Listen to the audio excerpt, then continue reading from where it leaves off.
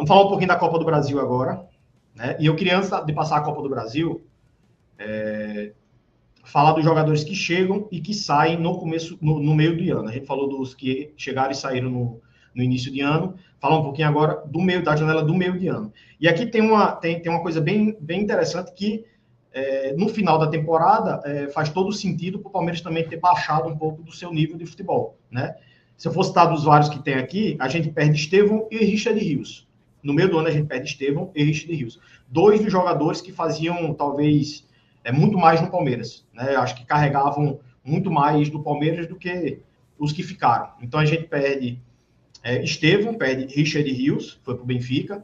A gente ganha, né, perdendo o Vanderlan também sai, não estava ajudando em nada.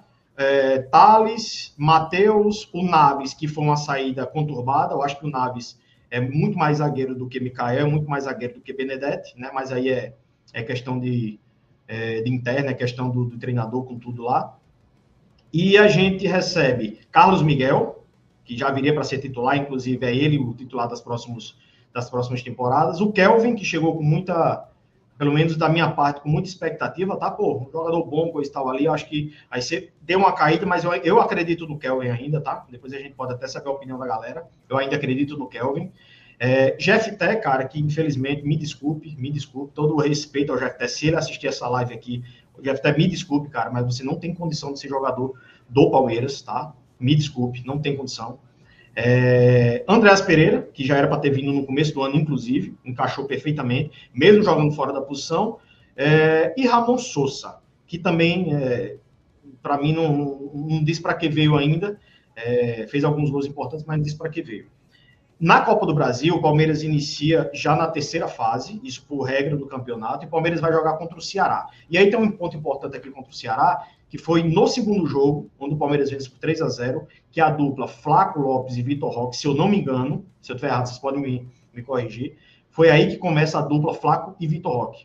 O Palmeiras joga o primeiro jogo na casa do Ceará, ganha por 1-0, um jogo super difícil por causa de gramado, por causa o Palmeiras não tinha um bom futebol, não tinha ainda um estilo de jogo definido, né, como o Renan falou, como o Denis falou, e aí ele consegue jogar contra o Ceará lá, ganha de 1-0, e aí traz a decisão para o Allianz Parque, e aqui o Palmeiras atropela o Ceará, vence por 3-0 e encaminha a vaga para as oitavas de final. Assim foram com os times que participaram da Libertadores. Quem estava na Libertadores entrava na terceira fase do torneio, fazia ali o mata-mata, e aí quem passasse ia direto para as oitavas de final. E aí calha do Palmeiras pegar os Gambás, pegar o Corinthians nas final.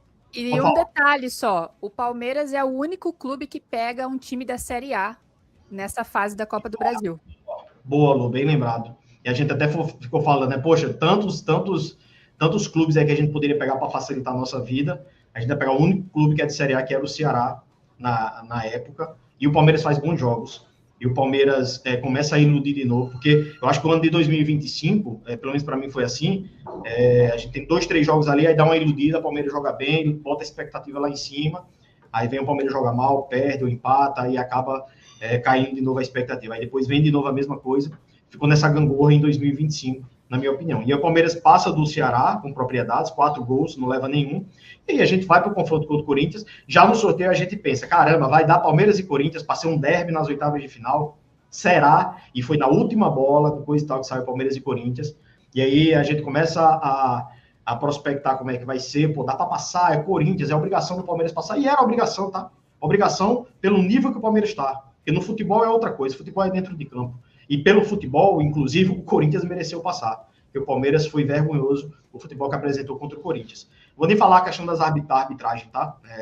Vou nem tocar nesse assunto. Aí tá fazendo uma retrospectiva, vou falar mais da incapacidade do Palmeiras do que propriamente questão de arbitragem.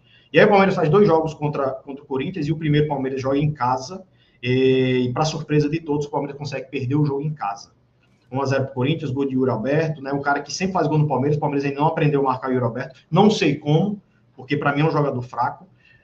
E o Palmeiras vai decidir lá na casa deles, com aquela esperança do torcedor que a gente sempre tem na esperança. A esperança se renova depois das 48 horas de uma derrota, de um empate, a gente sempre se renova. Vamos com força, corredor verde, vamos para Itaquera, coisa e tal. E a gente tem a chance, inclusive, de empatar. Tem um pênalti, e a gente já pensa, pelo menos eu pensei na hora do pênalti, Cara, eu acho que o pênalti não vai ser convertido. A aura que estava no Palmeiras, a fase do Palmeiras, não era para converter o pênalti. Entendeu? Eu senti isso na hora. Então, o Palmeiras vai lá, perde o pênalti, o jogo é 0-0 e o Corinthians consegue passar do Palmeiras e está jogando, inclusive, agora a semifinal contra o Cruzeiro, né? Mas, só para não alongar muito a Copa do Brasil, como foram 4 jogos, é mais um retrato da temporada do Palmeiras, que no final do ano o quebra-cabeça se encaixa e a gente vai lembrando desses jogos que o Palmeiras teve 4 jogos contra o Corinthians, não fez um gol. Né? Incompetência de quem? Incompetência do Abel, incompetência do grupo. O Palmeiras pega, por exemplo, um Flamengo numa final de Libertadores e não dá um chute no gol. Só um chute no gol. É incompetência de quem? Entendeu? Então, a gente pega o Brasileirão, onde a gente luta para ser líder, quando a gente chega na liderança, quando a gente abre uma gordura, inclusive, a gente cai para Santos, para Vitória em casa, a gente não consegue fazer gol no Fluminense, e aí é só água abaixo. Então, tudo se encaixa depois que a gente pensa, cara, de alguma forma, a Abel junto com os jogadores sabotaram o ano do Palmeiras e, de alguma forma, não sei se vocês acreditam que houve alguma coisa internamente do Palmeiras, eu acho que vazaria se tivesse alguma coisa, mas foi um ano do Palmeiras muito estranho, muito estranho.